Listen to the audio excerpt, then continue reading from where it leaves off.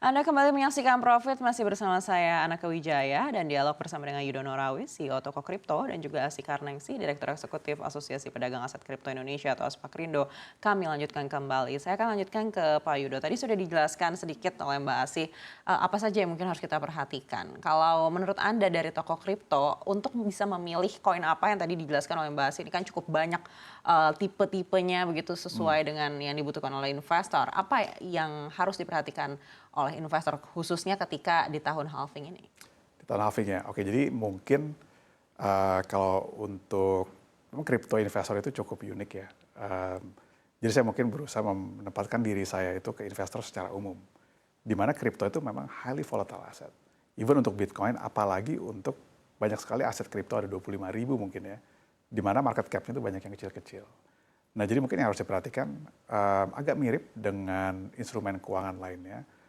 Harus dilihat mungkin hal-hal yang sifatnya itu fundamental gitu. Mulai dari supply-nya dulu. Ini aset yang inflationary, supply-nya fix atau tidak, sudah berapa banyak mungkin supply-nya yang circulating, atau sebenarnya masih banyak yang nanti baru akan kita istilahnya vesting gitu ya, atau baru di-issue gitu ya. Dan mungkin yang cukup bahayanya, apakah supply dari aset tersebut banyak dikontrol oleh tim dan investornya. Untuk an average retail investor itu suatu resiko. Kenapa? Karena mereka bisa banget, ya bahasanya tuh didam gitu ya dari segi price-nya dan demikian sangat beresiko untuk mereka. Itu dari sisi supply-nya ya, dan juga bisa mengerti dari sisi demand-nya. So, problem apa yang akan di-solve oleh crypto aset ini? Bitcoin memiliki value yang berbeda gitu ya. Ethereum dan aset yang lain juga beda-beda gitu. Jadi sebenarnya mungkin dari sisi fundamentalnya, dan kemudian yang bisa juga dilihat sebenarnya mungkin market cap kali ya. Karena gini, saya punya prinsip untuk diversifikasi aset. Don't put your egg in one basket. Dimana kan ini aset yang udah highly volatile ya. Kemudian kalau kita lihat, oke, mungkin untuk orang yang belum pernah invest di aset kripto, bisa mulai dari yang market cap-nya paling besar. Dimana itu Bitcoin ya, ataupun mungkin yang kedua Ethereum. Kalau memang mau mencoba altcoin di mana high risk tapi high return, mungkin bisa alokasi sedikit, lihat yang market cap-nya lebih kecil gitu ya. Tentunya jangan spekulatif ya, always know what you are investing in, do your own research juga. Nah, yang terakhir nih, mungkin yang salah satu yang paling penting juga, terkait dengan mungkin segmen ini, Bitcoin halving, timing itu penting. Banyak sekali orang itu yang bilang, oke, waktu di peak of the bull market di 2021, di saat Bitcoin itu harganya 70.000. Orang-orang selalu berpikir, coba kita invest waktu di harganya 15.000, 30.000, atau 45.000 gitu ya. Tapi mereka nggak invest gitu, malah investnya di harga 70.000, dan kemudian masih mengerti cycle kan, karena Bitcoin itu sebenarnya ada cycle-nya, kita terus cycle. Di saat 70.000 kemudian harganya turun sampai ke 16.000, again ya, Bitcoin itu sangat highly volatile dan udah kehilangan 70.000 dari asetnya. Nah, jadi mungkin yang terakhir dari segi timing, of course nggak ada yang bisa benar-benar tahu aset itu akan naik atau turun ya. Kita bisa memiliki suatu keyakinan dan probability untuk hal tersebut dengan analisa-analisa yang dilakukan. Tapi mungkin untuk yang cukup konservatif, terutama buat investor yang baru di aset kripto, melakukan dollar cost averaging. Invest di mana fixed amount dan same period of time, over period of time. Kalau kita lihat secara historis, justru ini saatnya untuk mulai masuk gitu ya. Tapi mungkin juga nggak masuk semua, diversifikasi, dan juga lakukanlah dollar cost averaging. Gitu mungkin. Baik, bagaimana dengan analisis teknikal? Seberapa besar ini mempengaruhi potensi pergerakan harga ke depan? Saya pikir bahwa fundamental dan teknikal itu sangat penting ya. Karena dari teknikal kita bisa tahu pola pergerakan harga, termasuk supply dan demand, di mana suatu aset ini kuat ataupun tidak kuat gitu ya. Dan memang karakteristik dari aset kripto tersebut antara Bitcoin dan the lower cap altcoin dengan utility yang berbeda akan memiliki pergerakan harga yang berbeda-beda juga. Jadi saya pikir fundamental mungkin bisa dimulai, tapi juga bisa disuplemen dengan technical analysis, karena itu akan membuat analisanya menjadi lebih komprehensif, terutama dengan poin saya mengenai timing tadi. Gitu. Baik, kita akan beralih lagi ke Mbak Asih. Mbak Asih, kalau Anda sendiri menganalisa ke potensi pertumbuhan pasar kripto di Indonesia saat ini seperti apa? Apalagi kita lihat pemerintah ini sepertinya semakin masif untuk mempelajari instrumen ini.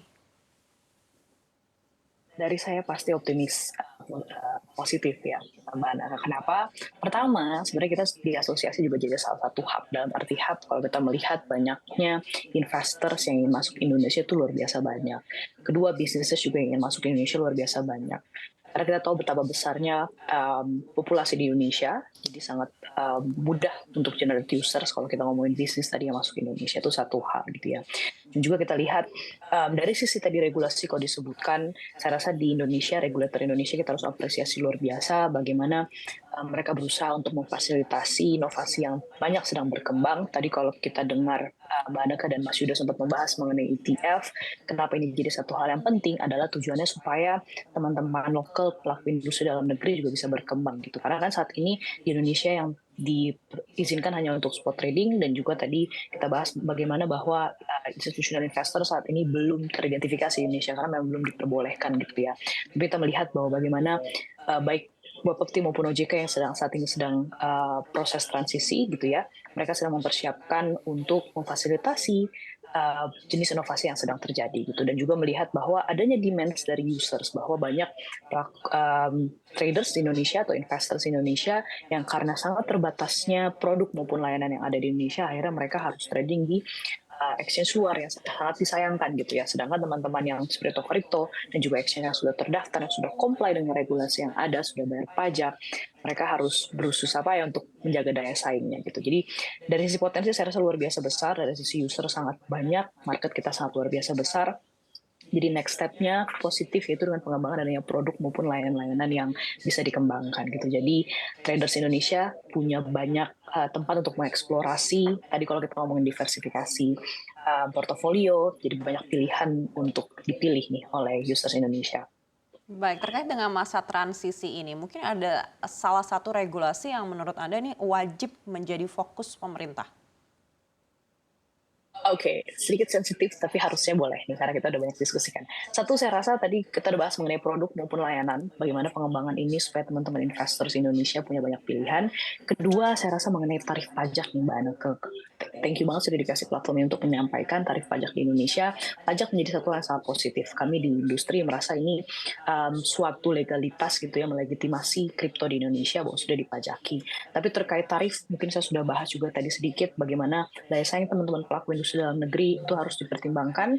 Saat ini banyak sekali users yang akhirnya harus pindah ke exchange yang belum terdaftar di Indonesia karena tarif pajaknya yang luar biasa tinggi. Mungkin tidak luar biasa, tapi lebih tinggi dibandingkan dengan exchanges yang tidak terdaftar gitu ya, sehingga disayangkan kan.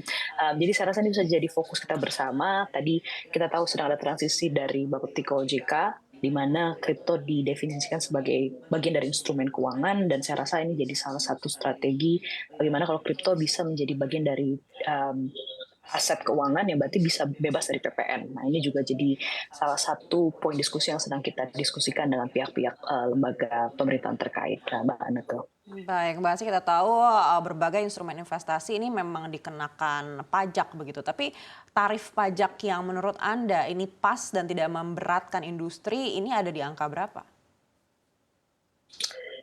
Oke, kemarin kita juga sempat melakukan beberapa kajian dan kita melihat total dari kalau kita perhitungkan supaya bisa fair juga, dan kami rasa ini adalah pajak itu kan bentuk kontribusi ya dari sebuah industri ke negara. Kami rasa di angka 0,05, tapi ini masih satu diskusi yang sedang kita diskusikan sih, Mbak Anaka. Baik, kita beralih ke Pak Yudo. Pak Yudo, kalau tadi disampaikan Mbak Asih di 0,025 begitu, apakah Anda setuju, dan apakah regulasi terkait dengan pajak ini menurut Anda juga harus menjadi fokus, atau ada regulasi lain yang menurut Anda juga harus wajib dipertimbangkan dalam waktu dekat? Oke, memang pajak ini menjadi satu tantangan ya. Saya pikir mungkin maksudnya dari pemerintah tentunya baik dengan mengenakan pajak gitu ya.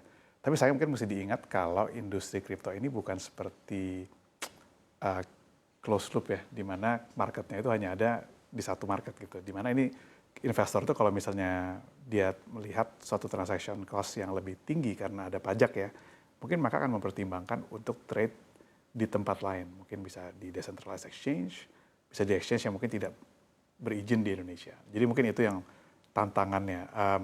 Kalau saya pikir mungkin supaya seirama dengan adanya Undang-Undang P2SK, di mana kripto itu menjadi suatu aset keuangan ya, aset digital keuangan.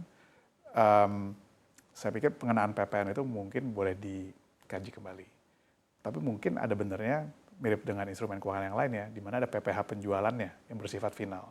Jadi sekarang itu kita kena di dua sisi, di saat beli kena PPN, karena mungkin dianggapnya komoditas kali ya, sedangkan untuk penjualannya kena PPh juga. Jadi itu yang membuat mungkin kalau dari perspektif trader, kan mereka banyak yang day trading gitu, untuk bisa beat suatu aset return yang mereka expect, transaction cost-nya udah 21 bips duluan. It's very challenging buat mereka mungkin untuk make money gitu ya, especially kemarin pasti bear market. Mungkin itu komentar saya mengenai pajak. Nah, untuk peraturan lain saya pikir mungkin satu tadi yang signifikan institutional. Saya pikir itu ada opportunity untuk unlock banyak value untuk banyak institusional yang masuk ke Indonesia, dan juga di luar itu selain sebagai investment, mereka jadi bisa lebih banyak berinovasi untuk adopsi blockchain, solve real world problems, tokenisasi untuk real world asset, yang saya pikir banyak sekali potensinya di Indonesia ya, ataupun mungkin untuk decentralized finance contohnya, dan itu juga peluangnya sangat banyak ya. Jadi saya pikir mungkin mudah-mudahan bisa dikaji ya, dan untuk apakah nanti ada POJK baru, di mana institusional boleh diperbolehkan untuk bisa investasi di aset kripto.